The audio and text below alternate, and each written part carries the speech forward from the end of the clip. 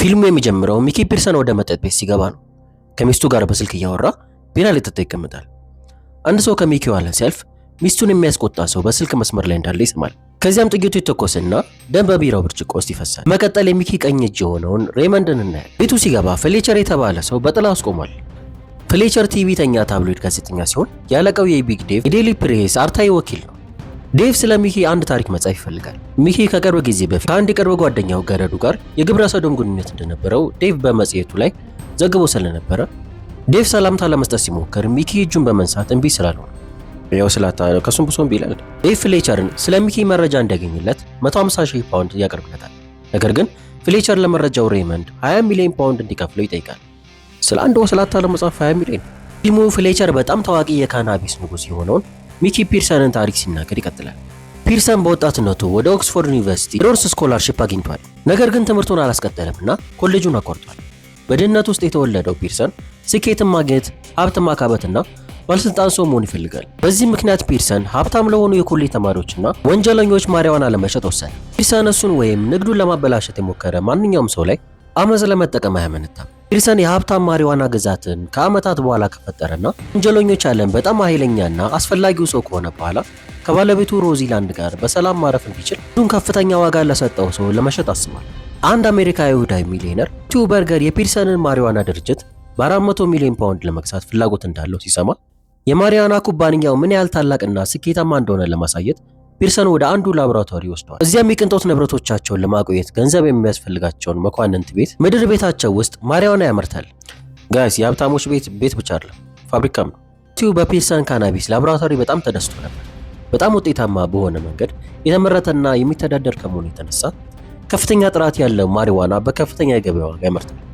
ማቲው ደግሞ ፒርሰን በጣም የተሳካለት ንግዱን ለመሸጥ የወሰነው ለምን እንደሆነ ይጠይቀዋል። ፒርሰን ፖሊስ በመጨረሻ የማሪዋና ስራውን እንደሚያውቅና ፒርሰን በወንጀል መዝገብ ታሪክ ባለስልጣናት ካገኙት ንግዱ ወዲያውኑ እንደሚበላሽ ይገምታል። ስለዚህ ለመሸጥና በሰላም ለማረፍ ይመርጣል።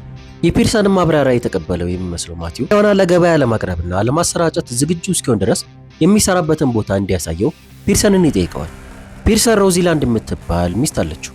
እሷ የተሳካላት የመኪና ጥገና ንግድ ያላትና በሌሎች ሀገራትም ትታወቃለች። ሮዚላንድ ከዚያም ባሏ ንቁና ጠንቃቃ እንዲሆን ኋላ ላይም ካረፈ በፍጥነት እንዳይንቀሳቀስ መከረችው። ምክንያቱም የኢኮኖሚ ግዛቱ በብዙ ሰዎች ዘንድ ጥቃት እንደሚደርስበትና እንደሚያከራክር ጥርጥር የለውም። በጣም የሚወደው ፒርሰን የሚስቱን ቃል ይሰማል። በእንዲህ እንዳለ የቻይና ዕውቅ የወንጀል አለቆች አንዱ የሆነው የጆርጅ ቀኝ እጅ ድራአይ የጆርጅን ዕቃዎችን ማዘዋወር ኃላፊነት አለ። ድራአይ ጎዝ ነገሮችን ብቻ ሳይሆን ሰዎችንም የማዘዋወር ሂደት አካሄዱ። ፒርሰን የማሪዋና ኩባንያውን ለመሸጥ ያቀደው እቅድ በአንድ ሰው አማካኝነት ድራአይ ጆሮ ይገባል።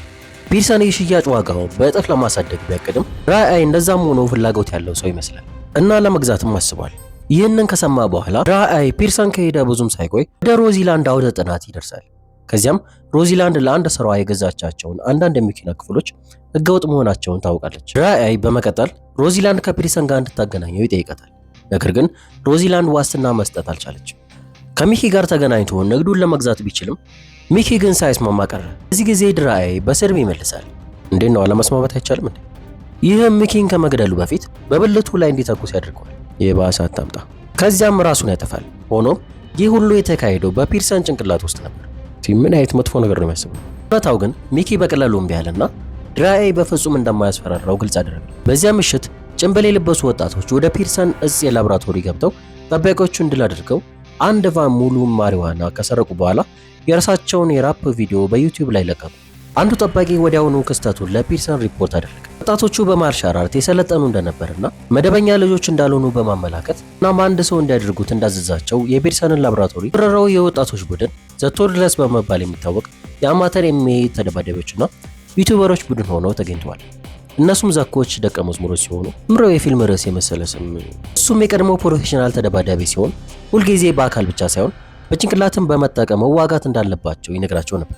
ኮች ተማሪዎቹ የፒርሰንን ላቦራቶሪ ሰብረው በመግባትና ማሪዋና በመውሰድ ስህተት እንደሰሩ ካወቀ በኋላ ዩቲዩብ ላይ ፖስት ያደረጉትን ቪዲዮ እንዲያጠፉ አዘዘ። ማሪዋናው የሚኪ ፒርሰን መሆኑን ሲሰማ ደነገጠ።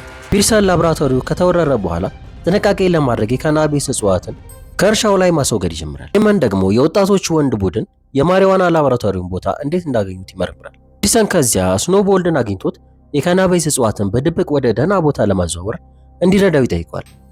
ስኖቦልድ ተስማማ። ነገር ግን ፒርሰን አንድ ነገር እንዲያደርግለት ይጠይቀዋል። ስኖውቦል ላውራ የተባለችውን ልጁን የሄሮይን ሱሰኛ ሆና በቅርቡ የጠፋችውን ትገኝ እንዲረዳው ይጠይቀዋል። ፒርሰን ከዚያም ሬመንድ ላውራን እንዲትከታተላት ያዛል። ሬመንድ እና ሌሎች ጥቂት ሰዎች እሷን ለማግኘት አደገኛ ሱሰኞች ጋንግ ቤት ድረስ ይከታተሏታል። ሱሰኞቹ ከሬመንድ ሰዎች ጋር ይደበደባሉ። እዚህም አስላን የተባለ ወጣት ሩሲያዊ ከበረንዳ ላይ ወድቆ ለሞት ይዳረጋል። እዚህም ሰካራም ወጣቶች የአስላንን ሞት ያያሉ። ሬ እና ሰዎቹ ፒርሰን ላይ ችግር ሊፈጥር የሚችል ማስረጃ ስለሆነ ማስረጃው ማጥፋት እንዳለባቸው ያስባሉ። በዚህ ምክንያት ሬመንድ እና ሰዎቹ ስማርት ስልኮቻቸውን በወጣቶቹ ይነጠቃሉ። ከብዙ ማሳደድ በኋላ ስልኮቹን በተወሰነ ከፍተኛ ዋጋ ለመግዛት ያቀርባል። እዛ ልጆቹ ምን አሉ? እምቢ ባሽ ደንዝዘው ይል። ሬመንድም ስልኮቹን መልሶ ለማግኘት አመጽ ለመጠቀም ተገደደ። እንዴት እንደያዘው ባላውቅም ከጀርባው ምንም ያክል ሽጉጥ ወጣ። ላውራን ለወላጆቿ ከመለሰ በኋላ ሬመንድ እስላን የተባለ ወጣት እሱም የሩሲያ ቢሊየነርና የቀድሞ ኬጂቢ ልጅ የነበረውን በአጋጣሚ ስለሞተበት ክስተቱን ያሳውቀዋል። ላውራ ግን ወደ ወላጆቿ ተመልሳለች። ነገር ግን ላይ በሳር ሜዳ ላይ ከመጠን በላይ አሺ በመውሰዷ ትሞታለች። ኮች ልጆቹ ያወደሙት እርሻ የሚኪ እርሻ መሆኑን ሲያውቅ ለቸለተኝነታቸው ይነደዳል። የተማሪዎቹን ድርጊት ይቅርታ ለመጠየቅና በቶርለሮች ለመዋጋት ወደ ሬመንድ ለመሄድ ይወስናል። ሬመንድ ኮችን የፒርሰንን ልጆች ስለ ላቦራቶሪ ቦታ ማን እንዳሳወቃቸው እንዲያገኝና እንዲይዛቸው ያሳስበዋል። ኮችም ተስማምቶ የድራያን አጥቂ ከሆኑት አንዱ የሆነውን ፉክን በፍጥነት ያገኛል። ፉክም ለመሸሽ ሲሞክር ሬመንድ ሳይጠይቀው በባቡር ተገጭቶ ይሞታል። ሬመንድ ወዲያውኑ ለፒርሰን ይነግረዋል። እሱም ጆርጅ የንግዱን ዋጋ እንደሚቀንስ ይጠብቃል። ፒርሰን ከዚያም ጆርጅ ላቦራቶሪውን በማሳደዱ ያስፈራራውና አንዱን የሄሮይን ላቦራቶሪ ያጠፋል። ጆርጅ ድራይ አይ ፒርሰንን በመሳደቡ ይቀጣዋል። ንግዱን ለመግዛት እያባበለው ነበር። ጆርጅ አንዱን ጠባቂውን ድራይ አይን እንዲገለው ላከው። ነገር ግን ራሱ ጆርጅን ገደለው። ድራይ አይ ከጆርጅ ሞት በኋላ ስልጣኑን ተረከበ። አሁን የጋንግ መሪ የሆነው ድራይ አይ አሁንም የፒርሰንን ንግድ ግዛት ይፈልጋል። ፒርሰን ከባለቤቱ ጋር ብቻውን በመጠጥ ቤት ተቀምጦ ሲነጋገር የፊልሙ መጀመሪያውን እናያለን። ከኋላው አንድ እንግዳ ሊገድለው ሲዘጋጅ ሬመንድ በሰዓቱ ደርሶ ፒርሰንን ለማዳን ሰውየው ላይ ወዲያውኑ ይተኩሳል። ሮዛሊንድን ለመጥለፍ አስቦ ወደ ቤቷ ደርሷል። ሆኖም ግን ሁለት ጥይት የሚተኩሱ ሽጉጦች እስኪያልቁ ድረስ ድራይ አይን ሰዎች መግደል ችላለች። ድራይ አይ ወዲያውኑ ሮዛሊንድን ጠረጴዛው ላይ ያስተኛታል። መጨረሻም ፒርሰን ደርሶ ሰውየው ሚስቱን ከመድፈሩ በፊት ይገድለዋል። ከዚያም ፍሌቸር ሬመንድ ሚኪን ሲከታተል እንደነበረና የቢግ ዴቭ ትዕዛዝ የፒርሰንን የእጽ ኢኮኖሚ ግዛት ሊጎዳ የሚችል ወሳኝ መረጃ እንዲደረሰው ያብራል። ፍሌቸር ደግሞ ሬመንድ ድራይ አይ ከማቲው ጋር እንደተባበረ ይነግረዋል። እሱም የፒርሰንን የንግድ ግዛት ለማዳከም የሚፈልገው ዋጋውን ለመቀነስ ነው። ማቲው ከመጠን በላይ ከባድ ሰው እንደሆነ ይናገራል። ፍሌቸር የቢግ ዴቭ ቃል ከተገባለት በላይ ለመጀመሪያው ከፍተኛ ክፍያ ለማግኘት ተስፋ በማድረግ ወደ ሬመንድ ሄደ። ሬመንድ ከዚያም ይህን ሁሉ መረጃ ካገኘ በኋላ ሮድለርስ ቢግ ዴቭን እንዲይዙት ያዛል። ከዚያም ሰውየውን አደንዛዥ ሰጡት። ተንበዛብዞ የማይሆን ነገር ሲሰራ ቀረጹት እና ቢግ ዴቭ ምርመራውን ካላቆመ ፒርሰን እና ሰዎቹ ዝም ካላለ ከዛውን ሶሻል ሚዲያ ላይ እንደሚያሰራጩ ተስፈራሩ። ከዚያም በኋላ ፒርሰን እና ማቲው በአንድ የቀዘቀዘ አሳ ንግድ ቦታ ላይ እንደገና ተገናኙ። ይህም የፒርሰንን ካናቢስ እጽዋትን በአውሮፓ ለማከፋፈል የሚያገለግሉ ሽፋን ናቸው። ፒርሰን የማቲውን እቅድ እንደሚያውቅ ይገልጻል። የድራይ አይን የቀዘቀዘ አስክሬን ያሳየዋል። ሰውየውን ጀላት ያደረገው ማቲው የንግድ ግዛቱን እየጠበቀ መሆኑን ያረጋግጣል። ማቲው ፒርሰን የድርጅቱን ሽያጭ ዋጋ ወደ 130 ሚሊዮን ፓውንድ እንዲቀንስ አዘዘው። ፒርሰን ከዚያም ማቲውን ወደ ማቀዝቀዣ ወረወረው። ምንድነው መደራደር አይቻልም እንደ ወገን? እዚያም 270 ሚሊዮን ዶላር የደም ዋጋና ስርዓቱን ለመመለስ የሚያስፈልገውን ወጪ እስኪከፍል ድረስ በረዶ ሆኖ ይሞታል። ፒርሰን ስለ ገንዘብ ምንም ፍላጎት እንደሌለው አምኗል። ነገር ግን ሚስቱ ሮዛሊን ልትደፈር ስለደረሰ ማቲው ለዚህ ክህደቱ ከየትኛውም የሰውነቱ ክፍል ስጋቱ ቆርጦ ከዛም 1 ፓውንድም ቢሆን ማግኘት እንደሚመርጥ ይናገራል። እባክህ ኩላሊት እንኳን ስንት ነው? ፍሌቸር ለመረጃው ሽልማት ለማግኘት እንደገና ሬመንድን ያገኛል። ግርግር ሬመንድ በመጨረሻ ግንኙነታቸው ላይ መከታተያ ካስቀመጠበት ጊዜ ጀምሮ ፍሌቸርን ሲከታተለው እንደነበረ ይገልጻል። ሬመንድ ከዚያም ቶልረስ የፍሌቸርን መረጃዎች ከፍሌቸር የመረጃ ክምችት እንዲወስዱ ያዛል። ፍሌቸር እጅ ያለ ማንኛውም መረጃ ፒርሰን ላይ ስጋት እንዳይሆን። በኋላ ፍሌቸር ግን የፒርሰን መረጃ ላስላን አባት የቀድሞ የኬጂቢ ወኪል እንደሸጠ ይናገራል። ፍሌቸር በፊልሙ መጀመሪያ ላይ ፒርሰንን ሊገለው የተዘጋጀው ገዳይ በአስላን አባት ትዕዛዝ እንደነበረ ይናገራል። ከሬመንድ ቤት ውጪ ኮች ሁለት ሩሲያዊ ገዳዮች ሬመንድን ሊገሉት ሲመጡ ያገኛል እና ወዲያውኑ ይገላቸዋል። አጋጣሚ ፍሌቸር እንዲያመልጥ ያስችሏል። ፒርሰን በሁለት ተጨማሪ ሩሲያዊ ገዳዮች ይወሰዳል። ነገር ግን ዩቲዩበሮቹ ደርሰው ያድኑታል። ከጥቂት ቀናት በኋላ ፍሌቸርን ትረካ ለሚራማክስ ወደ ፊልም መቀየር ወሰነ። ደግሞ እንደገና ሌላ ፊልም።